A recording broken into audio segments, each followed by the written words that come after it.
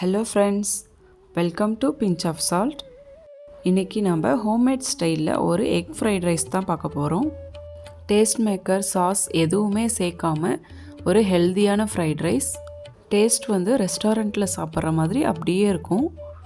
குழந்தைங்களுக்கு லன்ச் பண்ணி கொடுக்கறதுக்கு இந்த மாதிரி ரெசிபிஸ் நீங்கள் ப்ரிஃபர் பண்ணலாம். இப்போ வாங்க எப்படி பண்ணுறதுன்னு பார்க்கலாம். வீடியோ பார்க்குறதுக்கு முன்னாடி நம்ம சேனலை சப்ஸ்கிரைப் பண்ணாமல் யாராவது வீடியோ பார்த்துட்டு இருந்தால் ப்ளீஸ் சப்ஸ்கிரைப் பண்ணிக்கோங்க.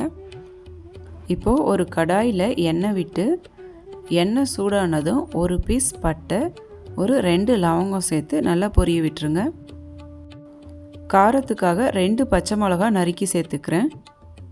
இது கூடவே ஒரு பெரிய வெங்காயம் நறுக்கி வச்சுருக்கேன். அந்த வெங்காயமும் சேர்த்து நல்லா வதக்கிக்கலாம். வெங்காயம் வதங்கும் போதே அது கூட கொஞ்சமாக இஞ்சி பூண்டு பேஸ்ட் சேர்த்து வதக்கிக்கோங்க. நான் ஃப்ளேவருக்காக ஒரு 2-3 புதினா இலை மட்டும் சேர்க்குறேன் இது கூட. இப்போது வெங்காயம் நல்லா வதங்கி வந்ததும் நம்ம பொடியாக கட் பண்ணி வச்சுருக்க கேரட், பீன்ஸ் 2ம் சேர்த்து நல்லா வதக்கிக்கலாம். இந்த ஸ்டேஜ்லேயே ரைஸுக்கு தேவையான உப்பு சேர்த்துக்கலாம். குழந்தைங்களுக்கு பேக் பண்ணுற மாதிரி இருந்தால் இந்த காயோட கொஞ்சமாக தண்ணி ஊற்றி கொஞ்சம் சாஃப்டாக வேக வச்சுக்கோங்க காயை. பாருங்கள், கொஞ்சமாக நான் தண்ணி சேர்த்து மூடி போட்டு வேக வச்சிட்றேன். 2 மினிட்ஸில் காய் நல்லா வெந்துருச்சு. இப்போது நான் எடுத்து வச்சுருக்க 4 முட்டையை இது கூட சேர்த்து நல்லா மிக்ஸ் பண்ணிக்கிறேன்.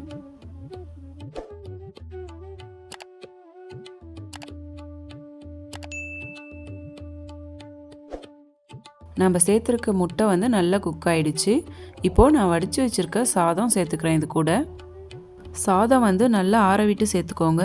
சூடான சாதத்தை சேர்த்து மிக்ஸ் பண்ணும்போது சாதம் குழஞ்சிரும்.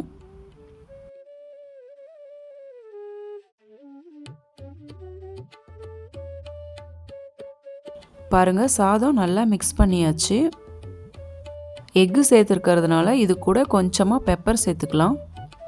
இப்போது இது கூட ஃபைனலாக ஒரு 1/2 லெமன் எடுத்து அதில் பாதி மட்டும் நான் புழிஞ்சு சேர்த்துக்கிறேன் இது கூட.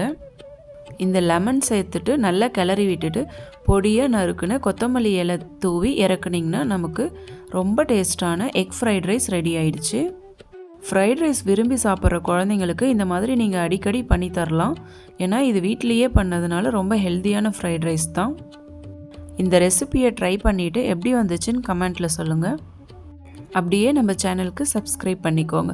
அடுத்தது இதே மாதிரியே ஒரு இன்ட்ரெஸ்டிங்கான ரெசிபியோடு மீட் பண்ணலாம். Bye bye.